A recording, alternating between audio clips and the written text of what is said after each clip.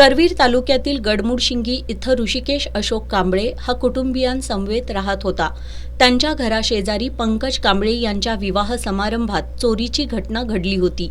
ही चोरी ऋषिकेश कांबळे यानं केली असल्याच्या संशयावरून पंकज कांबळे आणि ऋषिकेश कांबळे या दोघांमध्ये वारंवार वाद होत होता। यातून 2 सप्टेंबर 2019 रोजी आरोपी पंकज कांबळे आणि त्याच्या 3 साथीदारांनी मिळून ऋषिकेश कांबळे याचा खून केला होता।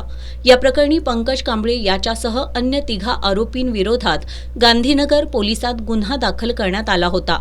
गांधीनगर पोलीस ठाण्याचे तत्कालीन सहाय्यक पोलीस निरीक्षक दीपक भांडवलकर यांनी या प्रकरणी तपास करून न्यायालयात 4 आरोपींविरोधात दोषारोप पत्र दाखल केलं होतं।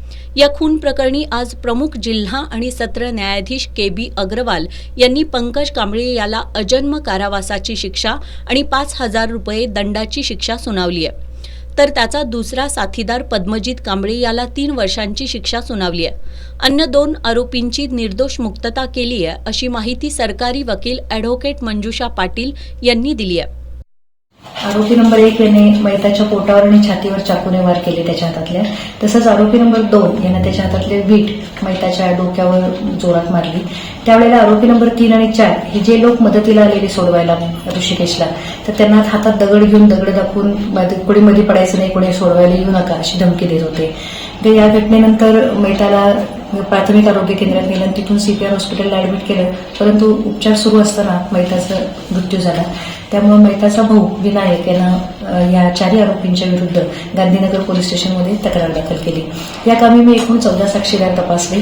या कामामध्ये 3 प्रत्यक्षदर्शी साक्षीदार होते।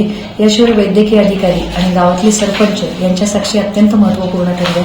या सर्व साक्षीदारांची साक्षी तसेच माझा युक्तिवाद आणि माननीय हायकोर्ट आणि सुप्रीम कोर्ट यांचे न्यायनिवाडे हे ग्राह्य मानून माननीय PDJ यांनी आरोपी नंबर 1 याला भादवी कलम 302 खाली जन्मठेपेची शिक्षा आणि रुपये 5,000 दंड, तसंच आरोपी नंबर 2 याला भादवी कलम 324 नुसार 3 वर्ष सक्त मजुरीची शिक्षा ठोठावली आणि आरोपी नंबर 3 व 4 यांना सबळ पुराव्याने अभावी निर्दोष मुक्तता केली।